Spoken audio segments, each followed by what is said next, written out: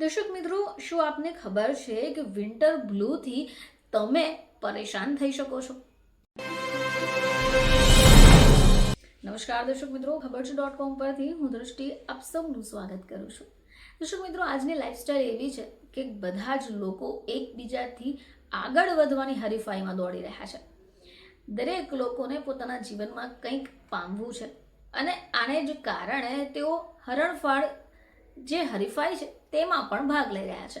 હવે આને કારણે ઘણી બધી વાર નિરાશાનો પણ અનુભવ થાય છે, ઘણી બધી વાર તણાવમાં પણ આવી જઈએ છે અને કેટલાય લોકો આ તણાવને સહન ન કરતા સુસાઇડ કરવા જેવી ભૂલ પણ કરી બેસે છે.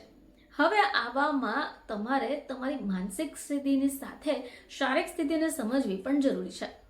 તમને જાણીને નવાઈ લાગશે કે ઋતુ બદલવાની સાથે તેની અસર ફક્ત તમારા શરીર પર નહીં પરંતુ મન પર પણ થઈ શકે છે. દર્શક મિત્રો, શું આપને ખબર છે કે વિન્ટર બ્લૂથી તમે પરેશાન થઈ શકો છો?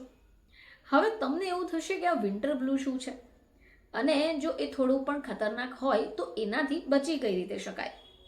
તો સામાન્ય રીતે શિયાળામાં લોકો વધારે નિરાશ, થાક અને એનર્જીની કમી એટલે કે એનર્જીની ઉણપ અનુભવે છે.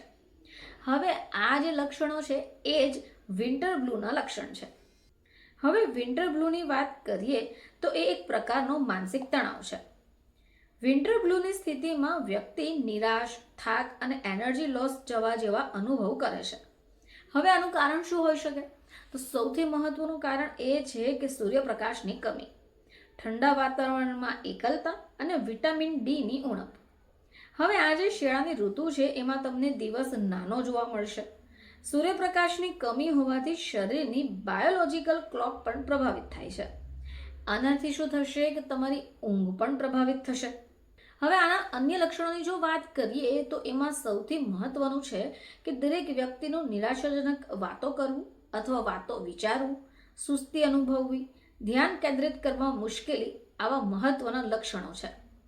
હવે વાત કરીએ કે વિન્ટર બ્લૂની અસરથી બચી કઈ રીતે શકાય. દર્શક મિત્રો, વિન્ટર બ્લૂની અસરથી જો બચવા માંગતા હો તો તમારે નિયમિતપણે કસરત કરવી જોઈએ, તાજી હવામાં સમય વિતાવવો જોઈએ અને દરરોજ જ સંતુલિત આહાર લેવો જોઈએ. જો તમને તમારી માનસિક સ્થિતિમાં સુધારા કરવા ઈચ્છી રહ્યા છો તો મિત્રો અને પરિવારની સાથે વધારે સમય પણ વિતાવવો જોઈએ, જેથી તમને થોડું સારું ફીલ થશે.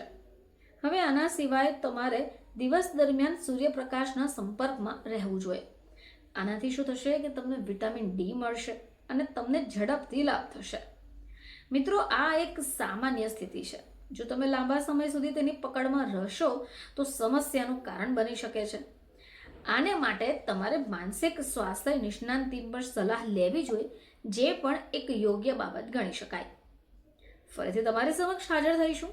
ત્યાં સુધી જોતા રહેજો ખબર છે .com.